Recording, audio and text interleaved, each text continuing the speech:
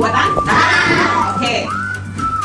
Antara bahan-bahan yang kita perlukan untuk membuat cat dinding DIY ini, kita perlukan kotak, kotak lunas juga. Lepas itu kita perlukan beberapa warna atau beberapa keping kertas warna, kain vel, gunting, glue gun, cat kertas, pembaris dan penutup.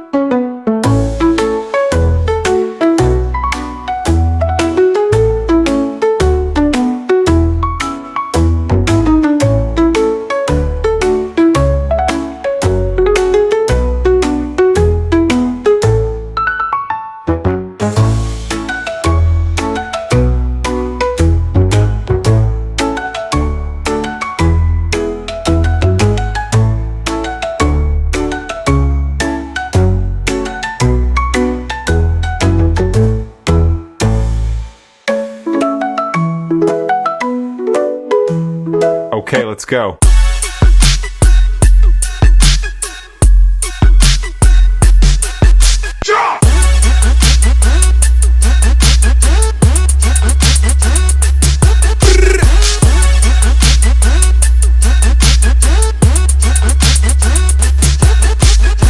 Okay, let's go.